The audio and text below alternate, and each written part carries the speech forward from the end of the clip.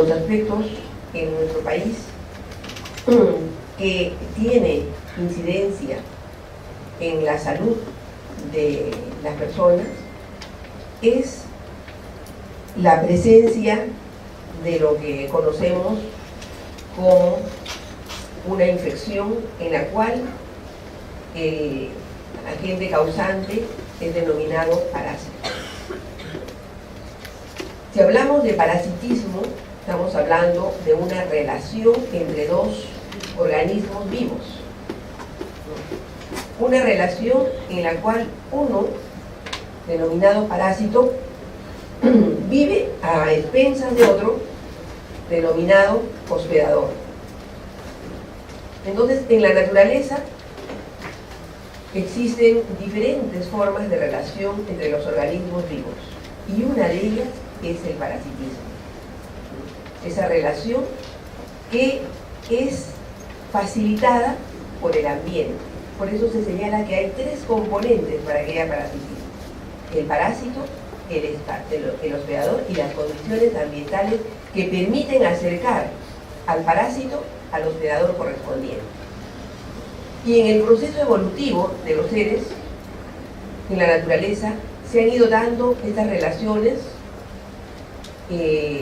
llegándose en algunos casos a niveles de especificidad bastante altos. Cuando hablo de especificidad altos es que estoy señalando que hay organismos que se han adaptado perfectamente a otros de quienes viven a expensas y solamente a determinada especie de hospedadores. Entonces, cuando los parasitólogos revisamos esta relación, la revisamos con otra mirada, porque si la vemos desde el punto de vista de salud, bueno, siempre miramos el aspecto crítico que puede afectar, en este caso, al ser humano, ¿no? ¿Quiénes estaremos parasitados? ¿No? ¿Por qué parásito podríamos estar parasitados? ¿Cuántos aquí en este ambiente, en este salón, estaremos con algún parásito? ¿No? A veces pensamos que no, pero en nuestro país las posibilidades, el entorno, facilita muchísimo el que nosotros podamos estar cerca o en contacto con el parásito. Pero quienes somos biólogos, miramos el parasitismo con otra mirada, ¿no? Que es como parte de la realidad en la naturaleza. Y no necesariamente lo miramos desde el punto de vista negativo. Les voy a poner un ejemplo nomás. A veces investigadores de otras áreas, por ejemplo, quienes trabajan en hidrobiología, en pesquería, cuando quieren determinar la relación que hay entre una especie de pez, estoy hablando de peces, y otra, ¿no? Muchas veces se valen de la ayuda de la presencia del parásito. Entonces, la presencia de un determinado parásito, por la especificidad, o sea, por la relación estrecha que hay con su hospedador, facilita poder determinar y clasificar a otras especies que pueden estar en otro lugar del planeta, por la relación. O sea, el estudiar parasitología no implica tener una mirada negativa siempre, ¿no? En salud le damos esa mirada, pero en términos generales, ¿no? Es una relación muy interesante que se da en la naturaleza. Es más, ¿no? Quisiera ahondar más sobre lo interesante que es esta relación, ¿no? En la formación, en el proceso evolutivo de los seres vivos, ¿no? Los organismos fueron evolucionando y fueron contando con estructuras internas que en un primer momento fueron parásitos y que después se han ido incorporando tanto a las características de las células que han sido parte de esas células más desarrolladas, más evolucionadas. Por ejemplo, las mitocondrias. Ustedes saben que las mitocondrias son, ¿no?, nuestras usinas energéticas.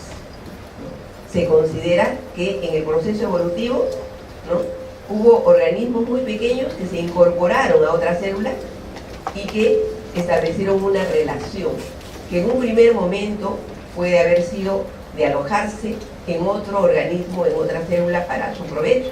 Pero después ambas partes terminaron siendo beneficiadas. Entonces nosotros, como seres humanos, somos el resultado de esa relación de unos organismos con otros. En nuestras células está la evidencia de cómo unos organismos se incorporaron dentro de otros y terminaron potenciando las características de ese al cual habíamos quedado. Eso mirado desde el punto de vista evolutivo. Pero mirado desde el punto de vista de salud, ¿no?, en este siglo XXI, ¿no?, la presencia de parasitosis. Cuando hablo de parasitismo hablo de relación, pero cuando hablo de parasitosis estoy hablando de infecciones parasitarias, ¿no? Hay parasitosis en el hombre, hay parasitosis en los animales, hay parasitosis sufrida por plantas, ¿no? En el caso de la parasitosis que se presentan en el ser humano, estas parasitosis son el reflejo de la situación sanitaria de estas poblaciones. Las poblaciones, cuanto mejores tienen las condiciones sanitarias, cuanto mejor son las características de los alimentos que introducen a la boca, cuanto mejores son las condiciones ambientales que impiden que puedan estar presentes vectores, ¿no?, van a tener menores posibilidades de tener parasitosis.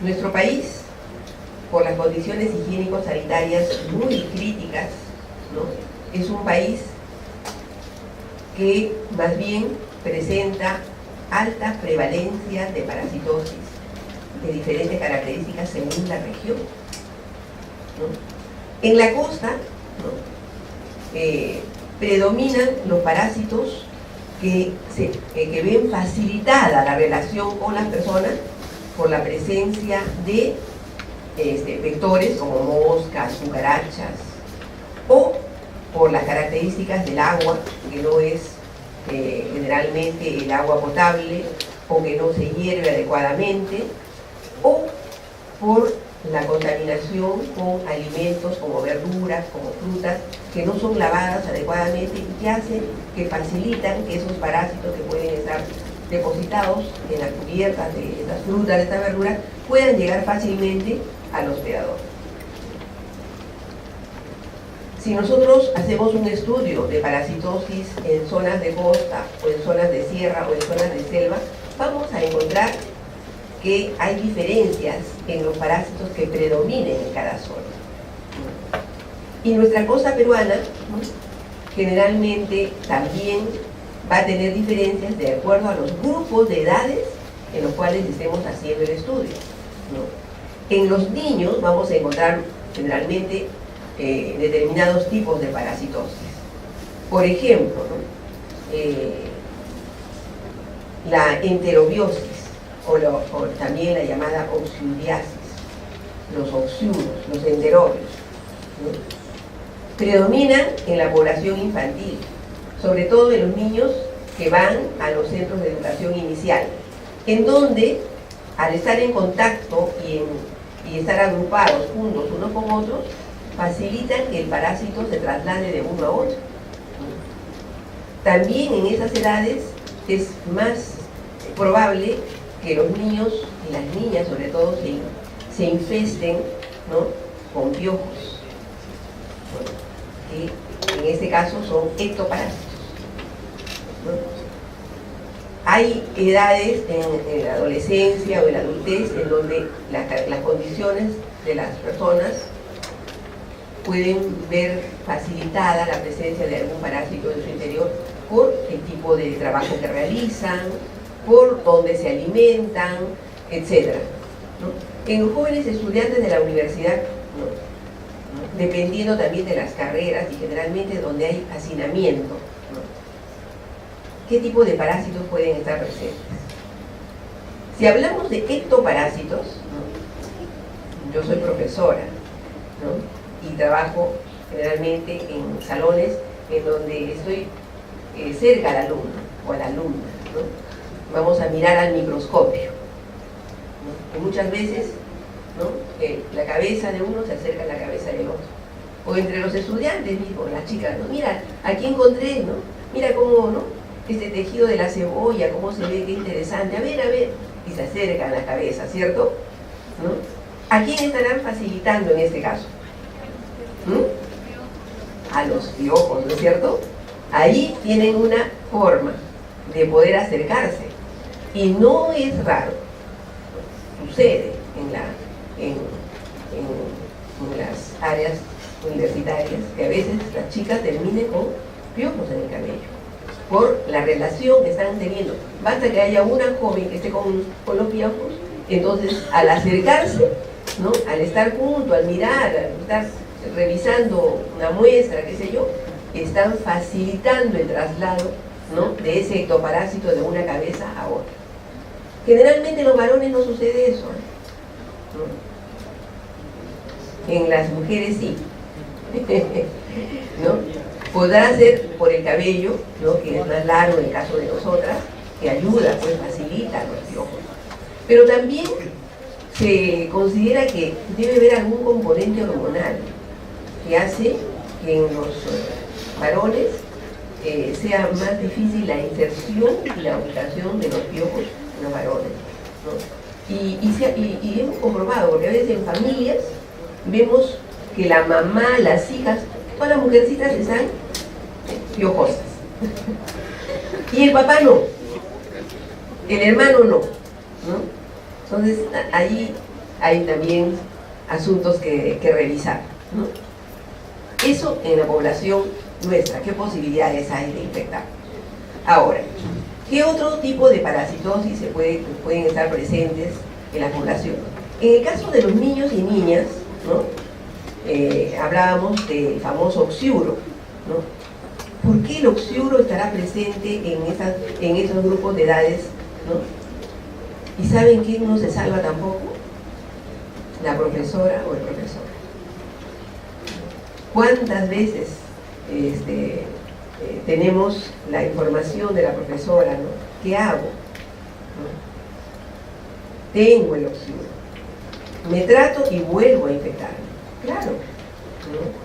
Porque el tratamiento no es un tratamiento con el cual ya la persona se va a terminar libre. El tratamiento lo que hace es eliminar el parásito. Pero después, al estar nuevamente frente a una persona infectada, se va a volver a parasitar, ¿no? Entonces, hay parásitos que tienen distintas rutas digamos, de traslado, ¿no? Y nuestra pregunta era, ¿y qué pasará con nuestros jóvenes de la UNAM? ¿Qué parásitos nos estarán acompañando? ¿Cierto? ¿No? Algunos dicen, no, yo no tengo. No, no es cierto. Nosotros nunca, desde que nacemos hasta que morimos, vamos a estar solos. Se los garantizo. Para empezar, tenemos una flora bacteriana desde la boca hasta todas las cavidades en las que hay tránsito. ¿Sí? Una flora bacteriana intestinal que está presente siempre, que más bien nos protege, nos ayuda. ¿No? Una flora a nivel vaginal, una flora en el caso de los varones. Es decir, nunca estamos solos. Siempre estamos acompañados por bacterias o en otros casos también por algunos parásitos, ¿no? Ahora, ¿cuáles serán esos parásitos? Entonces, ¿pasamos? Entonces, miren, aquí, ¿no? El objetivo, en este caso, de esta propuesta de investigación era determinar, ¿no? qué parasitosis pueden estar presentes en la población de nuestra universidad. Nosotros tuvimos una reunión, lo recordarán, con todos los jóvenes, para hacerles saber que el compromiso era muy serio. ¿Por qué? Porque si nosotros recogemos información falsa, vamos a tener resultados falsos y con eso no vamos a avanzar, ¿no? Y como todos los jóvenes vienen aquí a aprender a hacer uso de herramientas de investigación, ¿no? Entonces también vienen con una actitud, la actitud de participar como quisieran también seguramente en el futuro cuando estén haciendo su trabajo de tesis, y si alguno tiene que trabajar con poblaciones, poder asumir que quienes participen en esos estudios lo hagan con el máximo de seriedad, ¿no? Para poder trabajar, nosotros dijimos, no hemos dicho, ¿no? Hablar del mundo parasitario es amplísimo, pero como estamos enfocados al tema de la alimentación, ¿no? de la salud, hemos considerado un segmento del parasitismo que es el enteroparasitismo, o sea, solamente considerar aquellos parásitos que en algún momento de su vida puedan estar en alguna región de nuestro tubo digestivo. Y este es el resultado de esa participación sincera, deseosa de la verdad, de la presencia de los parásitos. A los 136 estudiantes que se les hizo el estudio, ¿no? Se les pidió, ¿no? muestras de heces, se les dio todas las indicaciones para poder revisar en la muestra de heces, ¿no? la evidencia de que estuvieran con algún tipo de parásito. ¿Y por qué en la muestra de heces? Porque estamos hablando solamente de parásitos, de enteroparásitos solamente. Y lo interesante es que los parásitos, para poder mantenerse en la naturaleza, tienen que salir al exterior y pasar a otro hospedador humano, porque si no, ya no existirían como tales en la naturaleza, ¿no? Entonces, son parásitos que ingresan generalmente por la boca. Generalmente digo, porque hay algunos otros parásitos que ingresan por la piel, ¿eh? y que también hacen parte de su recorrido en el tubo digestivo, ¿no? No es este el caso. Y generalmente algún estadio es el que sale junto con la materia fecal al exterior para que así pueda trasladarse o pueda ser trasladado gracias al aire, a las condiciones ambientales, a la facilitación que se le da en el medio ambiente para que puedan entrar nuevamente a la boca de alguien. Y uno dice, ¿qué momento? ¿No? ¿Cómo? Sin embargo, podríamos decir que el 14.7% de estos 136 jóvenes, ¿no? evidenciaron la presencia de algún tipo de parásito.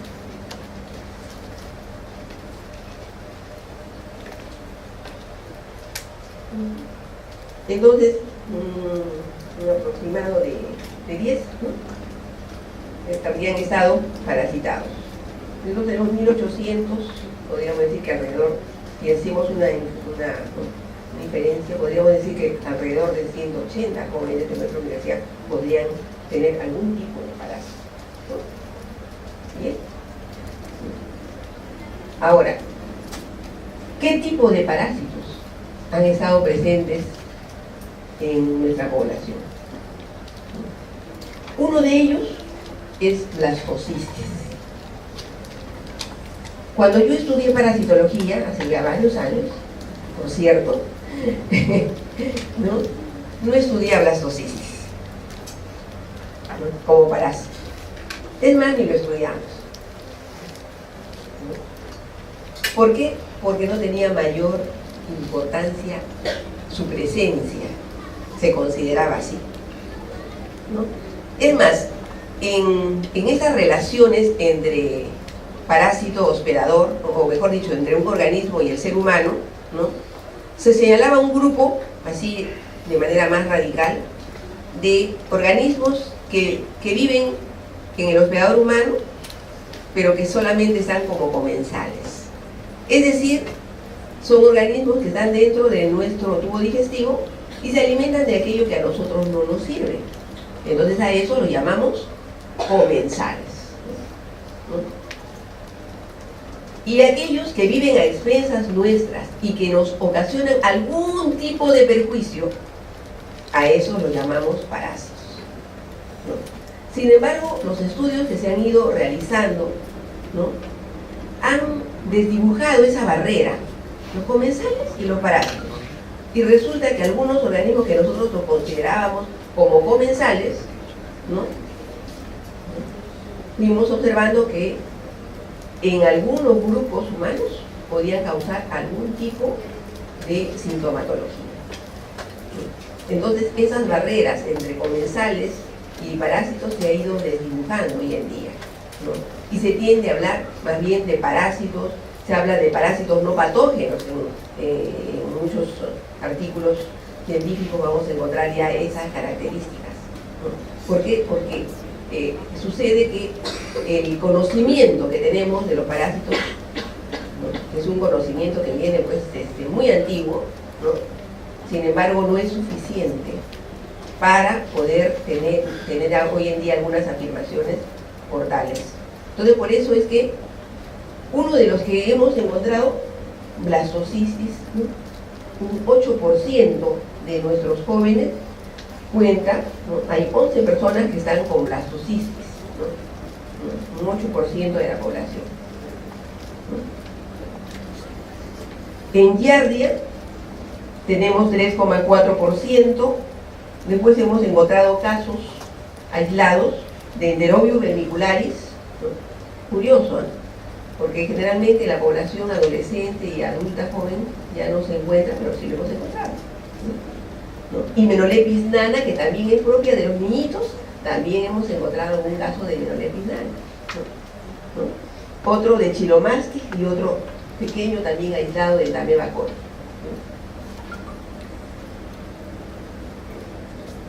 ¿Qué características tienen estos parásitos? ¿Sí? Sí. Blastocisis, ¿no?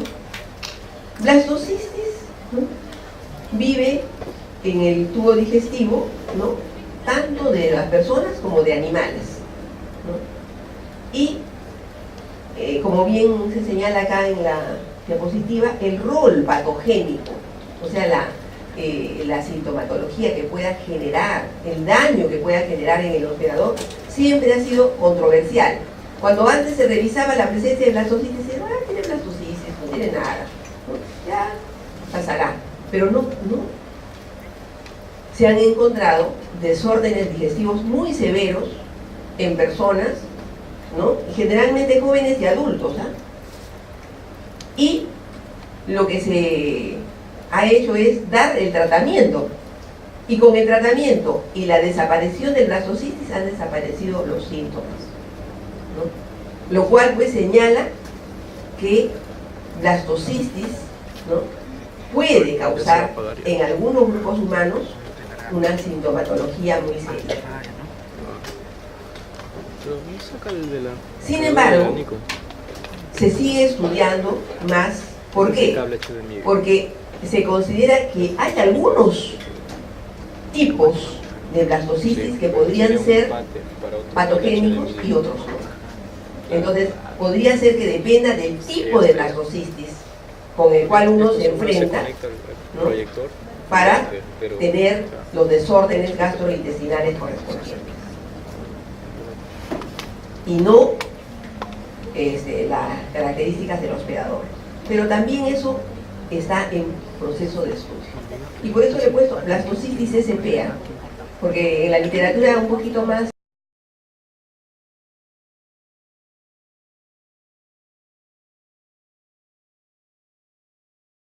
de blastocitis, ¿no? Y hay todo un campo de investigación al respecto, porque efectivamente se ha encontrado, ¿no?, una casuística importante de que dando tratamiento a personas con serios problemas gastrointestinales y con la evidencia de la presencia de blastocitis, ¿no?, y con el tratamiento han desaparecido todas esas molestias. Definitivamente blastocitis juega un rol patógeno en determinados grupos de individuos. Siguiente. Entonces, blastocitis generalmente se encuentra en adultos, ¿no?, adultos jóvenes, miren aquí, ¿no?, o sea, hay una relación interesante, ¿eh? Aquí hemos encontrado lo que decía la colega Silvia, ¿no?, esa relación también en el tema del estado nutricional. Acá también se vuelve a apreciar, ¿no?, una relación, ¿no? Los adultos jóvenes parecen tener el mayor índice de infección, y no parece haber diferencia en la prevalencia entre varones o mujeres. Entonces, lo otro que también se ha podido evidenciar es que las personas o las defensas bajas, pacientes inmunocomprometidos, ¿no? O aquellos con VIH, ¿no? Tienen, ¿no?, una presencia peligrosa de este parásito blastocisis. Siga. Siguiente. Bueno, ¿en qué parte, a los que tengan el blastocitis, que seguramente ya les dará la información, en qué parte del tubo digestivo está este parásito, ¿no? Se alojan principalmente en el ciego y colon, ¿no? Y se transmiten por vía fecal oral, ¿no? Si yo tengo blastocitis, ¿qué significa? ¿Cómo es que el blastocitis está en mi ciego y en mi colon? Quiere decir que he tomado algún alimento, agua, en donde estaban, ¿no?, estos parásitos y han ingresado por mí. Entonces, esto, ¿no?, es importante, reconocer que los parásitos que viven en el tubo digestivo, ¿no?, la vía que utilizan es la vía oral, ¿no? Por ahí ingresan estos organismos. Mire, desde el 2003 es que están considerados como parásitos intestinales del hombre. Como yo estudié antes, no estaban considerados como parásitos intestinales, sino como simples comensales. Hoy en día ya están incorporados dentro del grupo de los parásitos del hombre, ¿no? Y bueno,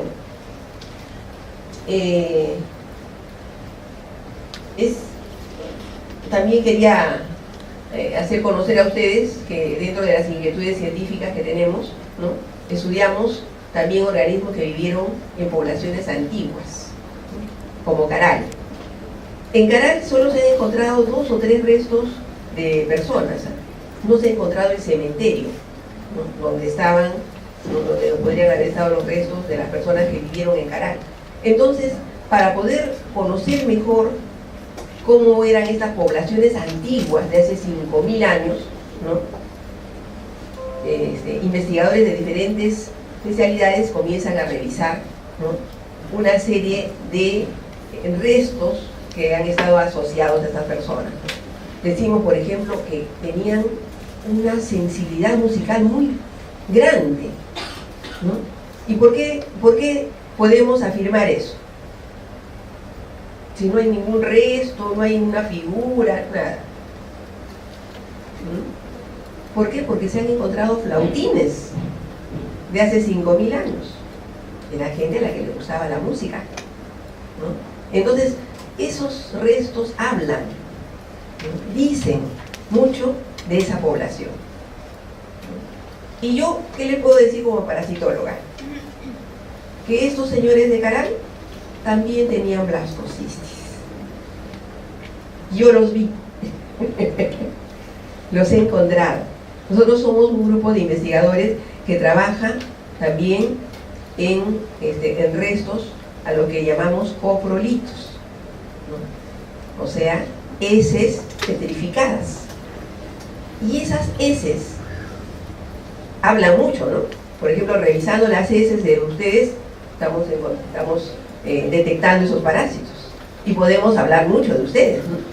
Decir, por ejemplo, que se comieron algo que tenía blastocitis, ¿no?, y que ahora en su ciego colon tienen blastocitis, le podemos decir, ¿no es cierto?, ¿no? Podemos decir cuántos tienen blastocitis, ¿no? Así también, revisando los coprolitos, encontramos blastocitis, ¿no? Entonces son los blastocitis más antiguas a nivel mundial que hemos encontrado, y se les ve tal como si estuviéramos viendo los blastocitis de ustedes, ¿no? Tienen una característica en su estructura que ha permitido mantenerlos exactamente igual para poder reconocerlos fácilmente, ¿no? Entonces, lo que sí hemos encontrado es una prevalencia menor que la que vemos actualmente en poblaciones como nuestras poblaciones peruanas de la costa, ¿no? Entonces, en material antiguo hemos encontrado, en Caral hemos encontrado blastocitis. Así que Blastocisis es muy antiguo, ¿no? Está en nuestro país, está en nuestra costa, desde por lo menos hace 5.000 años. Las evidencias están ahí, ¿no? Para quien quiera reconocerlas, ¿no? ¿Habrán estado causando molestias o no? ¿No? Al igual que ocurre en algunos grupos de esta población. Miren, no hemos conversado, no hemos encontrado restos de los caralinos, nada, ¿no? Pero sí sabemos que tenían blastocitis. ¿Sí? Siguiente, por favor. Giardia, ¿no? Este es otro parásito que hemos encontrado, ¿no? Un segundo en orden de importancia en el grupo estudiado, ¿no? O sea, 5 estudiantes de nuestra casa tenían Giardia, ¿no? Este parásito, así como lo ven, ¿no? Muy simpático, con sus flagelitos, ¿no? Que tiene una estructura suctoria, ¿no? Vive adosado en las paredes del intestino delgado. Se pega, tiene como unas ventosas, ¿no? Se va pegando, ¿no? Y produce una serie de desórdenes en función a la cantidad también de estos parásitos que vayan multiplicándose en el intestino de las personas, ¿no? Y generalmente, ¿no? Ocasiona, ¿no? La formación de heces de color blanquecino, llamadas heces esteatorreicas, heces con grasa. ¿Por qué? Porque al adosarse en las paredes del intestino delgado, impiden, ¿no? La adecuada utilización de, sobre todo, de los alimentos que contienen grasas, ¿no? Algunos incluso habían considerado, hasta esta época en que se valora a veces la delgadez extrema, está mal, ¿no? Hay que estar con el estado nutricional bien, ni muy delgados ni con sobrepeso, ¿no? Algunos incluso habían considerado como una estrategia para bajar de peso, ¿no? Tener giardia, ¿no? Porque de esa manera, ¿no? El parásito impide la absorción, sobre todo, de materiales grasos. Entonces, hay un grupo de jóvenes a los que se le ha encontrado este parásito, ¿no? Felizmente, actualmente se cuenta con fármacos que van a permitir su adecuada eliminación.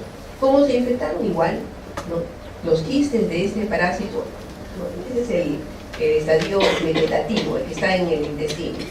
La forma que sale al exterior, o sea, esta forma vegetativa, bonita que se ve así, cuando va saliendo al exterior se va redondeando y se va transformando en quiste.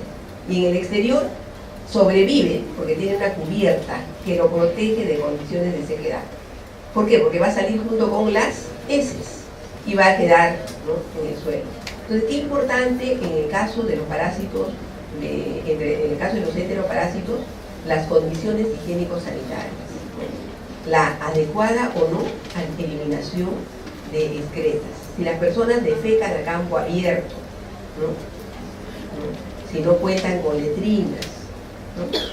Facilitan la presencia y proliferación de estos grupos de parásitos. Siguiente, por favor. Miren, este es el recorrido que hacen estos parásitos y ahí está dibujada Salapera, que se utiliza como símbolo, ¿no? Entonces las frutas, nuestras queridísimas fresas, las manzanas, si no las lavamos bien, ¿no? Pueden estar contaminadas con restos de materia fecal que nosotros no vemos, pues. No, está bien, me la comes. Ya, pero hay que lavar las frutas. ¿Por qué? Porque en la cubierta pueden haber restos de materia fecal de otra persona que estaba infectada. Ya dejar, que al eliminar las heces ha eliminado también los quistes de giardia. Entonces uno se come la fruta sin lavar y se come el quiste. Y para el quiste, qué maravilla, ¿no? Entra por el tubo digestivo, llega al intestino delgado y ahí empieza a multiplicarse, ¿no? Generando pues una sintomatología crítica para quienes alberguen a este grupo de parásitos. Pero también puede ser por el agua, ¿no? No solamente por las frutas, las verduras mal lavadas, sino también por el agua, ¿no? El agua, se entiende que el agua debe ser hervida, ¿no? Uno puede decir, bueno, pero yo tomo agua potable. Pero también hay que tener en cuenta que los procesos de potabilización del agua, ¿no?, en nuestro país, ¿no?, tienen muchas dificultades. Si ya en países más avanzados han tenido problemas, ¿no?, me viene a la memoria un problema que hubo en Estados Unidos en una comunidad donde un alto porcentaje de la población estaba infectado con Giardia. Y cuando estudiaron, ¿qué ha pasado? Nuestra agua es potable, la eliminación de excretas es adecuada, todas las viviendas tienen servicios higiénicos, la gente se lava las manos, ¿qué está pasando? ¿No? Y hubo toda una epidemia. Entonces hicieron el estudio para ver qué estaba ocurriendo. ¿Y saben lo que había ocurrido? Una tubería de desagüe había empalmado con una tubería de agua. Y esa había sido la razón por la cual la comunidad terminó infectada con Giardia. Ahora, en nuestro país, ¿no?, donde hay tristes deficiencias constructivas, etc., ¿qué es lo mejor que podemos hacer? Hervir el agua. Alguien me dirá, no, le puedo echar gotitas de, ¿no?, de lejía. A la Giardia no le hacen ni cosquillas, ¿eh? Les aviso. A la Giardia no le hace nada, porque tiene una cubierta quística bien que la protege.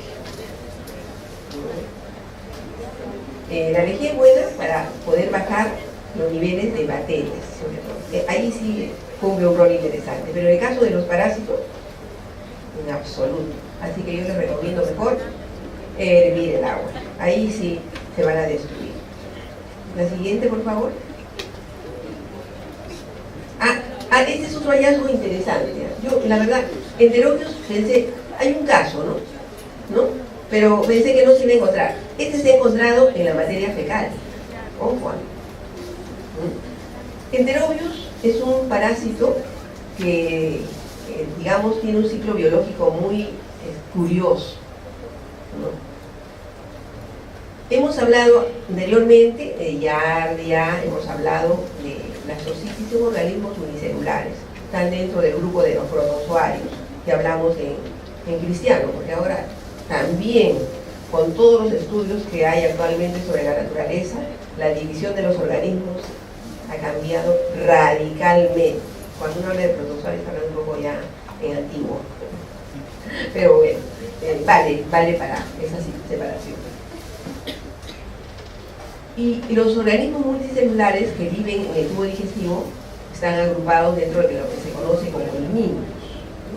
Unos en forma de cinta, que son los famosos platelmintos, las tenias que conocemos, de las cuales a veces tenemos una información que nos asusta, y otros que son cilíndricos, que son los nemátodos. Y dentro de los nemátodos me presento a este, ¿no?, que es el famoso Xiuro Enterobius vermicularis, con el cual seguramente varios de nosotros hemos estado alguna vez en contacto y hemos albergado. En nuestra niñez, muchos de nosotros seguramente, ¿no?, hemos estado en un aula de clases donde todo el salón ha estado con Enterobius, hasta la profesora. Todos. ¿Por qué? Porque es un parásito que se aprovecha del hacinamiento, se aprovecha cuando los grupos están, ¿no?, son grupos en los que hay una relación muy estrecha, así como los piojos son los ectoparásitos que se valen de esa relación muy cercana, igualito, Enterobius también se vale de esa relación estrecha. Y generalmente afecta en niños preescolares y escolares. Y en este caso, ¿no?, es muy raro encontrar este parásito en las heces. ¿Por qué?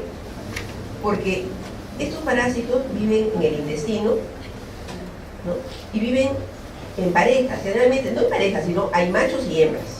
Hay Enterobius machos y hay Enterobius hembras. Y las hembras, ¿no?, una vez que son fecundadas, ¿no?, forman los huevos y no se quedan en el intestino, sino que en la noche suelen hacer un viajecito al exterior.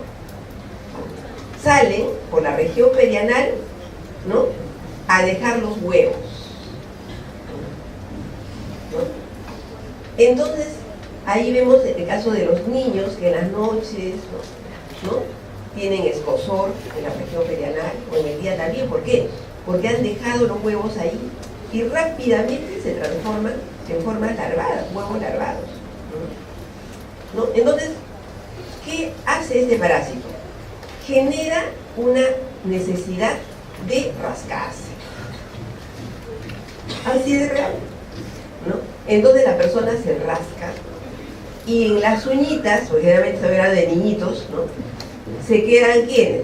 Los huevos de los enterobios. Miren qué vivos son estos parásitos, ¿no? Y entonces, ¿qué pasa? ¿No? Agarro un lápiz, me pongo a escribir, o el lapicero, y se quedan en el lapicero, porque están en la uñita, ¿no? Se quedan ahí. Le doy el lapicero al compañero, agarra el lapicero y se lo mete a la boca. He estado mirando a varios, ¿eh?, con el dedito en la boca, con el lapicero en la boca. Excelente, el parásito está feliz con esos hábitos nuestros, ¿eh? ¿Por qué? Porque facilita, pues, que ingresa el parásito por vía oral. Entonces se vale de esos trucos para poder trasladarse de una persona a otra. Ahora que no se ha hecho la prueba de Graham, maestra. Ya. Sí, porque es un poquito complicado, ¿no? Bueno, no es complicado por la casuística. Como generalmente eso sucede en preescolares, sucede, bueno, en los adultos no es necesario. Pero si alguien tiene esa sintomatología, ¿no?, que a veces uno dice, ¿qué te pasa? Y los niños, ¿no?, ven que se rascan en un salón, malcriado, ¿no? Lo toman por malcriado al niño, no a la niña. No, es el parásito, ¿no?, que al quedarse ahí genera pues esa necesidad de escozor, ese escozor que hace que la persona comience a rascarse. ¿Se dan cuenta? En los adultos es menor la proporción, pero sucede que cuando hay alguien en casa, así como con el piojo, si uno está en casa infectado, se infecta el resto de la familia. Igual, si alguien está con el enterovirus, ¿no?, entonces también va a infectar al hermano mayor, que puede ser alguno de ustedes, ¿no? Al papá, a la mamá, se puede infectar. Entonces eso es lo que pasa. Pero ¿qué ocurre? Que para poder detectar la presencia de este parásito, generalmente no se hace revisando la materia fecal. ¿Por qué? Porque ya les dije hace un momento, la hembra sale y deja los huevos de la región perianal. Entonces hay una técnica muy sencilla para poder detectar la presencia de estos parásitos. Es una cinta scotch que se pega en la región perianal y luego se despega y se coloca en una lámina de vidrio y después se mira al microscopio y se buscan ahí los típicos huevos, los huevos de enterobius. Entonces ahí tienen esos huevitos de enterobius. Entonces en este caso, excepcionalmente, es que se encuentran huevos de enterobius en la materia fecal. Sí, este es uno de esos casos. Siguiente. Acá está, ¿no?, para mayor interés de aquellos, ¿no?, como son los adultos. A veces esos adultos pues salen al exterior y se quedan pegados en la ropa de la truza o en la pijama, ¿no?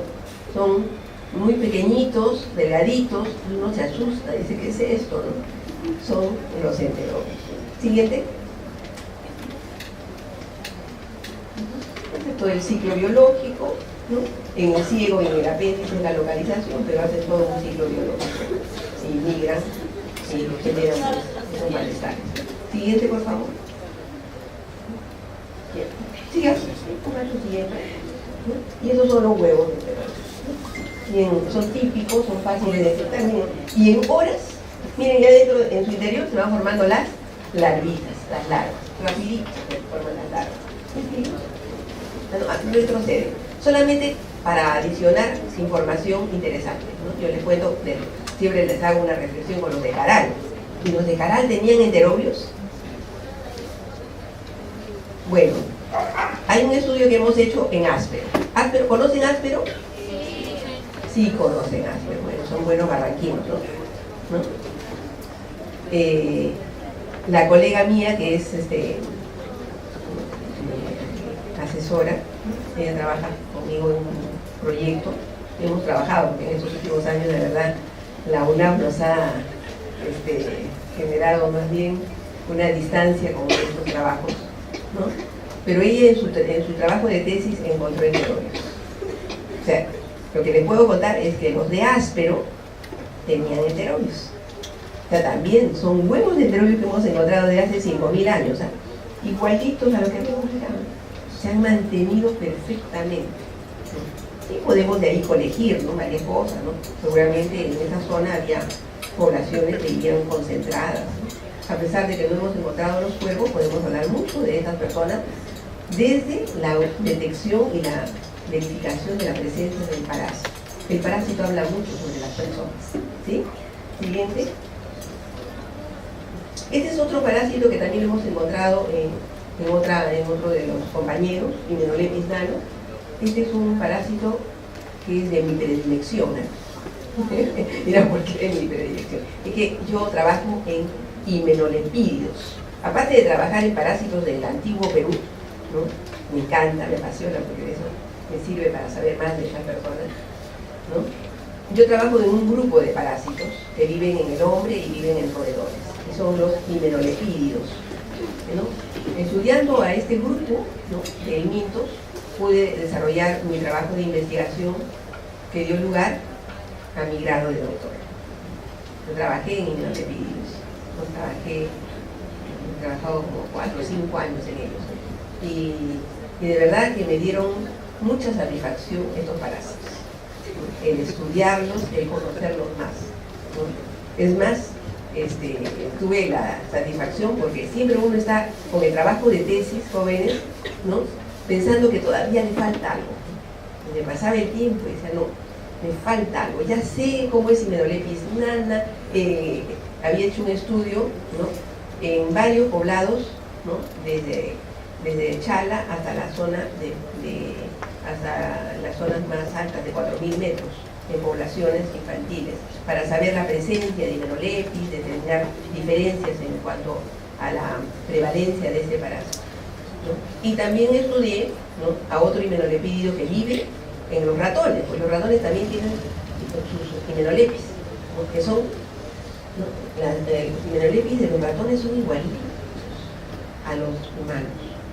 Sin embargo, al comienzo les dije que en el proceso evolutivo se va dando un cierto desarrollo también de eso que llamamos especificidad, parásito hospedador.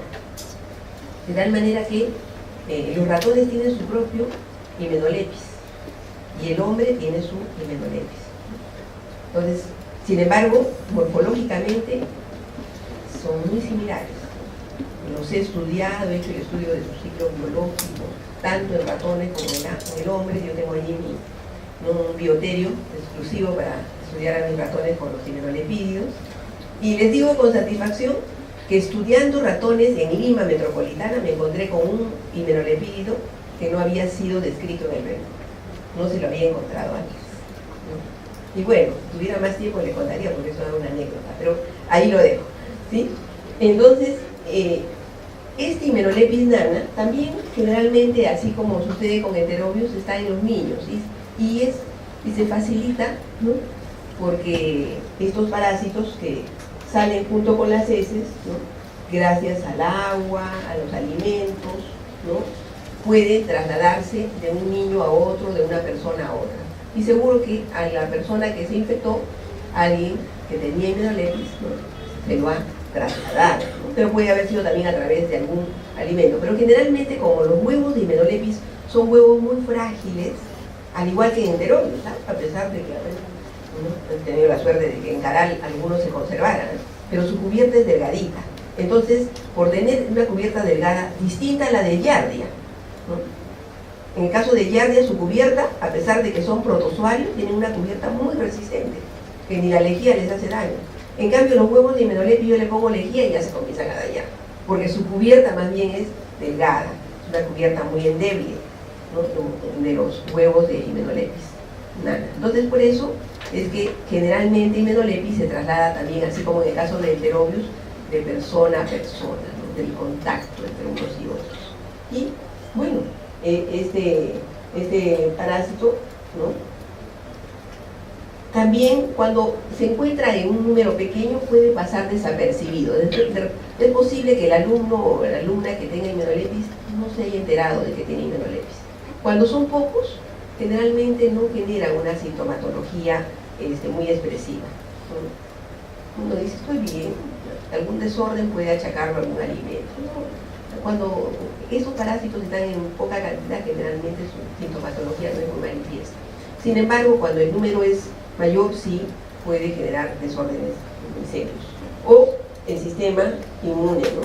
Que puede estar bajo, entonces puede, sí, el parásito convertirse en un parásito oportunista, ¿no? Entonces tenemos a los parásitos que justamente cuando el hospedador está con el sistema inmunológico disminuido, aprovechan para multiplicarse más, ¿no? Son los oportunistas, miren. Así como en la naturaleza humana también hay oportunistas, también en los parásitos ocurre eso, ¿no? Si ven que el hospedador está con, ¿no? digamos, con el sistema decaído, aprovechan. Entonces eso pasa. Y en ese hay un estudio interesante, porque se encontró en un caso de una persona que tenía esta parasitosis, ¿no? Y al hacer el estudio, ¿no? De este caso especial, porque esa persona que tenía himenolepis a la vez tenía cáncer, ¿no? Y se detectó curiosamente que las células del parásito, ¿no? eran células que estaban induciendo a las células humanas del tubo digestivo a su transformación en células cancerígenas. Este es un caso que se ha encontrado en una relación que podría darse en algunos tipos de cáncer. Por este caso que se ha encontrado particular, hay un estudio muy interesante que se ha hecho y que está publicado, ¿no? sobre una posible relación entre este parasitismo y algunos casos de cáncer que podrían estar relacionados. Siguiente, por favor. Bueno, entonces, ya, acá estamos, estos son otros que también se han encontrado en menor proporción, como Chilomastis, ¿no? que viven en el ser humano, ¿no? El otro, por favor. Y esta, la Entamoeba coli, ¿no? Estos últimos, ¿no? son parásitos que han estado ubicados como comensales, ¿no? Pero hoy en día, ¿no? se habla también de parásitos no patógenos. Porque estamos diciendo que esa barrera de causar o no sintomatología no está volviendo a ser revisada. Está volviendo a ser revisada. Y estos últimos son organismos que hasta hoy se ha detectado que se encuentran en el intestino grueso, como en el caso de Entamoeba coli, pero que no expresan en el individuo que los alberga una patogenicidad. Entamoeba coli, la proporción que se ha encontrado es bastante baja. Habla bien del cuidado que está teniendo la población estudiantil nuestra, ¿no? En lo que corresponde al agua que consume o a los alimentos que consume. Pensé que en Entamoeba se iba a tener una mayor cantidad de personas parasitadas con Entamoeba coli. ¿Por qué? Porque es un indicador de problemas higiénicos sanitarios. Cuando una persona tiene Entamoeba coli, ¿no? lo que no nos está indicando que pueda tener alguna molestia.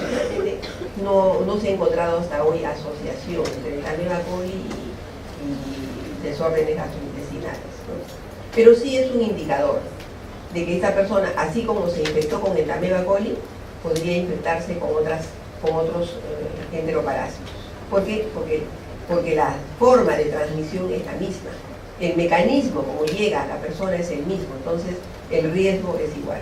Si en la naturaleza de la zona, por ejemplo, hubiera Entamoeba histolítica, ¿no? al tener el mismo camino para llegar al hombre, podría dar lugar a que la persona esté en riesgo de infectarse con esa otra ameba que sí es una ameba patógena, ¿no? Entonces es un indicador, ¿no? del riesgo que está corriendo la persona, porque, ¿no? por vía oral están ingresando esos organismos que solo han entrado porque la persona ingirió algo que tenía restos de materia fecal humana. ¿Y por qué? Porque el Amoeba coli, lo pongo como ejemplo, es un parásito del hombre. Hay otras amebas en otros organismos, pero el Amoeba coli es propia del hombre. Entonces, si en mis heces detecto que tengo el Amoeba coli, ¿no? ¿Qué significa? Que en algún momento me comí heces humanas. Así de real. ¿Por qué? Porque son parásitos que son del hombre, ¿no? Entonces en el alimento, que en el agua, que de repente por el polvo o por los vectores mecánicos como las moscas, las cucarachas, ha llegado ese parásito a mi boca. Y por eso está presente en el tubo digestivo y por tanto, ¿no? Son indicadores también de riesgos, ¿no? Así como tienes el Amoeba coli, ha podido ingresar un agente patógeno a tu boca o a tu cuerpo. Entonces, eso es lo que está diciéndonos esta ameba. Bueno, esta ameba también la hemos encontrado en Caral, también, y en proporciones interesantes, desde hace 5.000 años. Estos grupos de parásitos que les hablo, ¿no? Como Enterobius, como el Amoeba coli, como Blastocystis, son los 3 parásitos que hemos encontrado nosotros en antiguos habitantes de nuestro país. Y lo estamos encontrando en jóvenes barranquinos, hoy en el 2017, ¿no? Así que es interesante cómo en la naturaleza estos organismos, en diferentes momentos, en diferentes situaciones en nuestro país, han estado siendo albergados por las personas que vivieron o que viven en esta zona del país. Entonces nuestra costa tiene esas características, la presencia de estos, por ejemplo, de estos protozoarios, como las Blastocystis, como el diablo, como el Amoeba coli, el individuo tarantino. La verdad que es interesante porque también implica que las características de clima, de suelo, ¿no? De altitud, de latitud, favorecen la presencia de estos parásitos. O sea, miren, la presencia del parásito se ve, digamos, señalada, ¿no? Por la confluencia de diferentes factores. El que un individuo tenga un parásito que sea del tubo digestivo humano le está indicando que esa persona ha ingerido heces humanas, así de real, ¿no? El que esté infectado con parásitos que son de ano, mano, boca, miren, ano, mano, boca, ¿no? Como Enterobius, ¿no? Nos está indicando que puede haber mucho hacinamiento y eso está facilitando la presencia de este grupo de parásitos, ¿no? En conclusión, creo que estos resultados, ¿no? Nos invitan a reflexionar sobre las características que debe tener el agua que consumimos, los alimentos, las verduras o los alimentos crudos, cómo es que tenemos que consumirlos para evitar, ¿no? La presencia de estos organismos en nuestro tubo digestivo. Eso es lo que quería compartir con ustedes, estos resultados, y muchas gracias a todos por su participación muy seria y responsable en este estudio de investigación. Gracias nuevamente.